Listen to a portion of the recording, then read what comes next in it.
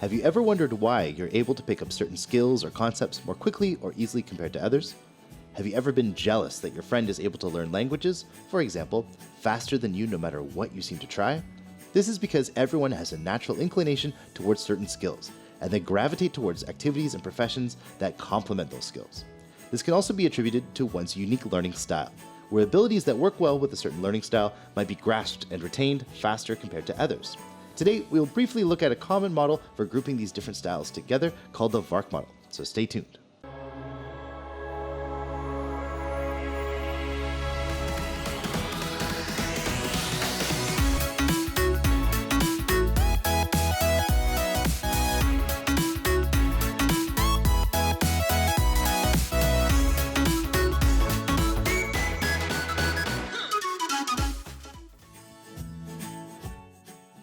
Neil Fleming, an education inspector from New Zealand, took his experience working with schools to research education and learning at Lincoln University. Beginning with the work that American Walter Burke-Barb and his colleagues began with the VARK model, where the learning styles or modalities are broken down into visual, auditory, and kinesthetic, as well as the representational systems and neurolinguistic programming, Fleming refined the definition of a visual learner to include an additional group, the read-write group. This type of learner is someone who responds well to visual aids, but not necessarily respond well to visual aids of the written word, and these lack the color and shape cues. Through his work, his team developed a questionnaire to help identify an individual's learning style. To help us illustrate the differences between each learning style in the VARK model, let's create a simple scenario. Teach someone how to get to the post office to mail a letter. Here is our visual learner. Someone with this learning style performs best when given visual media to understand a concept. While this does not include still images or photographs, these may include maps, diagrams, graphs, charts, and through the use of symbols. For symbols, let's take a closer look at our map. Right now, it looks a little empty, but by adding symbols, shapes, and arrows, we can create reference points for our student to more clearly visualize where they are and where they need to go in order to get to the post office. Now let's meet our auditory learner. This type of learner does their best when learning from spoken sources such as lectures and group discussion, as well as digital audio sources such as radio or podcasts. Certain written media such as web chat and email could be grouped here as well, since it is more commonly written in a non-formal way that is similar to speaking. Another way an auditory learner can learn more successfully is when they hear something someone has said, rearrange it in their own words, and then saying it out loud to confirm their understanding. A simple example could be if our student asks our teacher, "What time is it?" The teacher might reply, 1:30.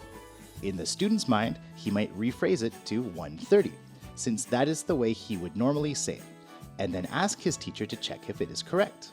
The boy now has full understanding of the information the teacher gave to him by learning through speaking out loud in his own way. To help our student learn how to get to the post office, he will be most successful if we provide clear verbal instructions and allow time in case he wants to confirm details of what we have said. Our read-write learner prefers information displayed in words. This is a common modality amongst teachers and students, and being able to read and write well is often a trait that is looked at when graduates are applying for jobs. Read-write learners do well with learning from lists, diaries, dictionaries, and from the internet, among others. By giving our student a written list of directions, they will be able to understand more easily how to get to the post office. Now we have arrived at our final modality, the kinesthetic learner. These types of learners learn best through action. These can either be performed directly, observed, or through simulation. But what is essential is that it feels real, that there is a sense of reality or concrete nature to the example. In order to best learn how to get to the post office, our student might ask the teacher what other shops are near the post office. The teacher might reply, "It is across the street from the coffee shop."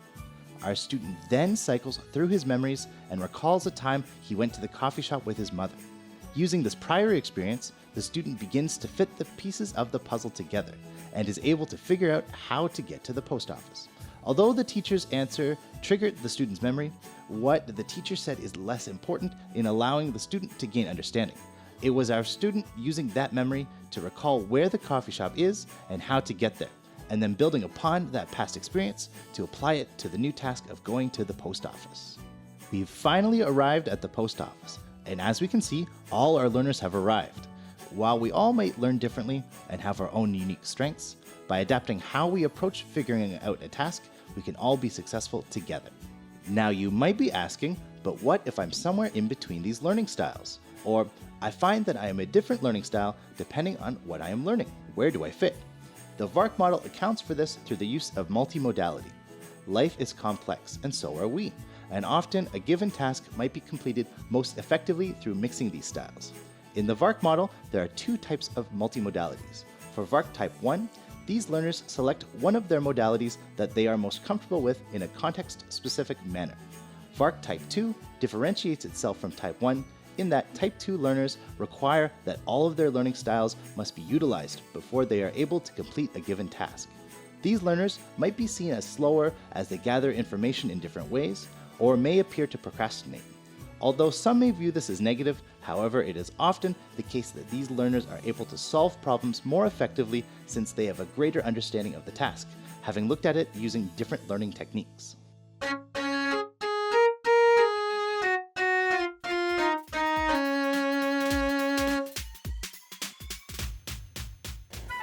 If you want to try the VARK test for yourself or learn more information, check out the VARK website using the link in our description.